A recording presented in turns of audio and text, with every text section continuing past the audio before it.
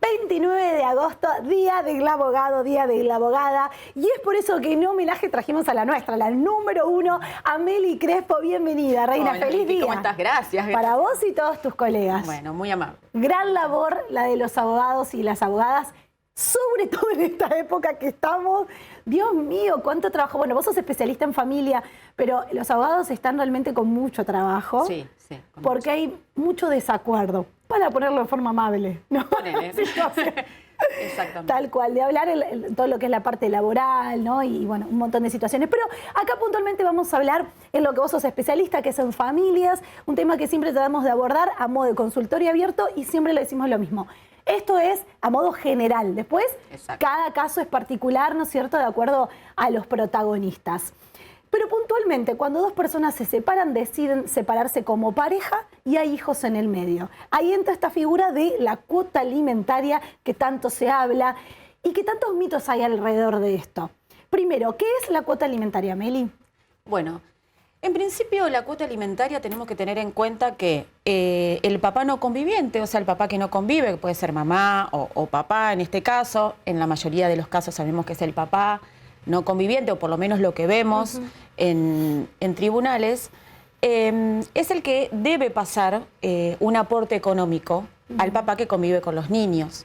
Tenemos que tener en cuenta que esa responsabilidad económica es de ambos papás, porque a veces también está eso de que es el padre el que tiene que aportar económicamente. No, ambos papás tienen la responsabilidad económica de manutención de los niños, ¿sí? Lo que pasa que el papá que no convive con los niños, principalmente, es el que tiene que aportar una cuota alimentaria para el papá, para ayudarlo al papá que convive, ¿sí? Junto con esa habilidad. Por más que la otra persona tenga trabajo. Sí, sí, no importa. Incluso por más que la otra persona gane más que el papá. Claro, es como lo justo, ¿no? Es decir, bueno, vos convivís con los chicos la mayor parte del tiempo. De todos modos, ahora pasa esta situación de que ya no está más de que los chicos, vamos a ponerle así como antes, los chicos vivían con la mamá y el papá los buscaba o estaba en algunos días en la semana. Ahora ya las convivencias son de alguna forma 50 y 50. Por ende, los gastos, ¿no?, todo lo que significan los gastos de los chicos son 50 y 50, porque los chicos conviven la mitad del tiempo. ¿Ahí también la cuota es obligatoria? Sí. Por más que sea 50 y 50. Sí. El papá el papá no conviviente, vuelvo a repetir, debe aportar igualmente, más allá, o sea, en buena hora que el papá comparta más tiempo o haya vínculos o familias que el papá pueda compartir más tiempo con los niños, ¿no? Pero eso no es aparte de la obligación, ¿no?, de la responsabilidad económica que se tiene cuando se tiene hijos en común, ¿no? Bien. Entonces, ese papá debe aportar. A veces pasa que llegan al estudio y te dicen, bueno, pero yo lo llevo los fines de semana, comen conmigo, entonces esos 2 días no gastó. No, Claro. a ver. Digo, tampoco uno trata de hacer algo más generalizado, porque si vamos a particularizar, hacer una liquidación de cuánto se compró en el súper, de cuánto se paga de luz, digo, a ver, no. Digamos, eso es muy difícil, no se puede hacer una rendición de cuentas. Entonces digo, a ver, la responsabilidad hay una sola, que es pasar un aporte económico al papá que convive principalmente con los niños, más allá que en buena hora que el papá, cuando comparta tiempo con sus hijos, pueda llevarlos a comer, tener gastos de esparcimiento, comprarle un par de zapatillas, comprarle una ropa. Claro. Digamos, eso no hace que después se descuente de la cuota alimentaria, No, por claro. supuesto, ¿no? Bien. Estamos hablando de que la cuota alimentaria, abarca los gastos ordinarios, ¿no? No salgámonos de los gastos extraordinarios, que sería otra cosa. Ahí los papás sí aportarían un 50% cada uno. Bien. Cuando hablamos de gasto extraordinario, estamos hablando, por ejemplo, de gastos como puede ser un viaje del colegio, un viaje que no son los básicos deportivo. que tenemos todos los meses. Exacto, que no es comida, vestimenta, esparcimiento, impuestos, los gastos luz. que tenemos todos los meses, todo lo que es extra. Exacto. Bien. No, qué importante hablar de estos temas y que quede claro también un poco la situación. Más allá de que después uno pueda tener un acuerdo, ¿cómo se dice cuando no es en papeles? Un acuerdo verbal, ¿no? Exacto.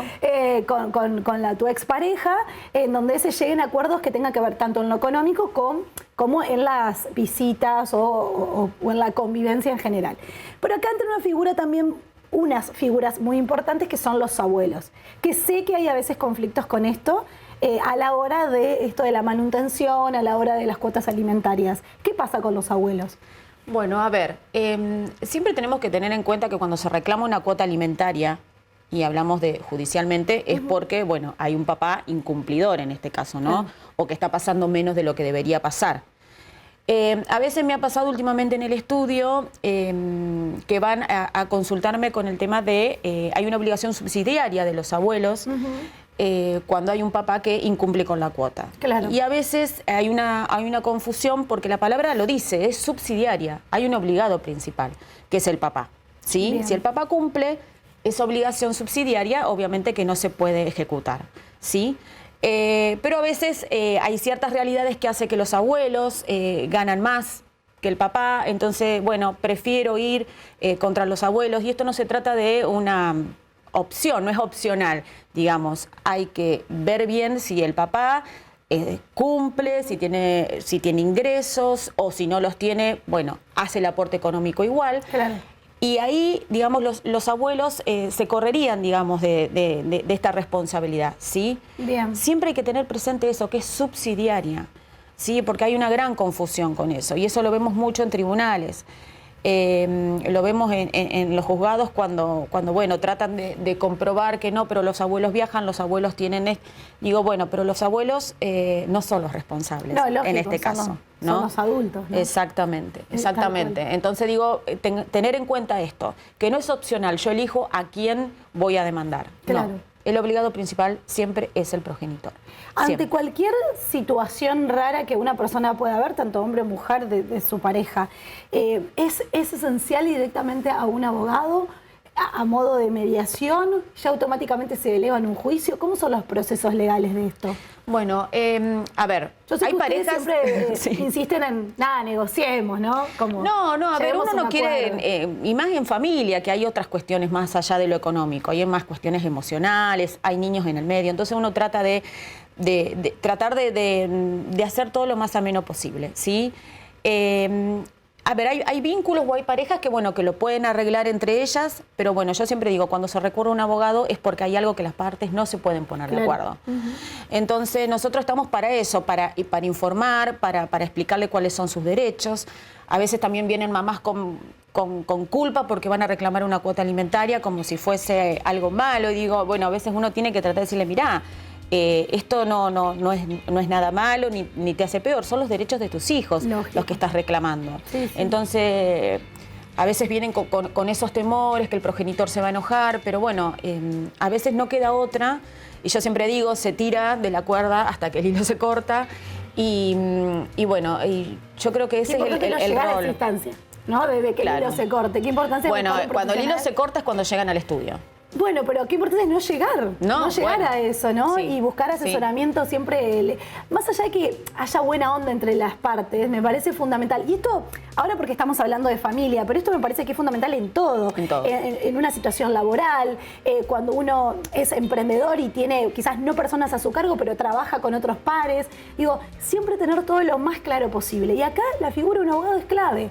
Porque nosotros no tenemos ese conocimiento, ¿entendés? De cuáles son los derechos, ¿no? Que tienen que ver puntualmente con lo laboral o lo de las parejas y demás. Entonces digo, llegar, esto es muy argentino, de llegar al límite siempre, ¿no? Exacto, siempre, es como que, en todos los rubros. Hijo del rigor a full. Sí, Entonces digo, qué importante es no hacerlo. Y estos micros que hacemos acá de Recreo Diario son para eso, son para ayudarte a que tratemos de tener un equilibrio, ¿no? en las cosas. Sí, pero más que nada eso, uno trata de llegar a un acuerdo con las partes, y en todo caso, bueno, obviamente que antes de iniciar la demanda hay un proceso obligatorio de mediación que hay que realizar, y si en ese caso no se llega a un acuerdo, bueno, recién ahí nos habilita a iniciar una demanda de alimentos. Pero siempre se trata de ir saltando de la mejor manera para tratar de acordar antes de judicializar, porque sabemos que el proceso de judicialización es tortuoso a veces para las partes. Es a lo que no queremos llegar. Y también es una cuestión también de demora, ¿no? Porque, a ver, estamos hablando de alimentos, de algo, de una necesidad que urge hoy, que no podemos estar esperando meses para... Digamos, las necesidades de los niños son diarias, de todos los días. Totalmente. Entonces, me parece que cuanto antes lo podamos resolver las partes y los profesionales intervinientes, es lo ideal. Eso es lo ideal.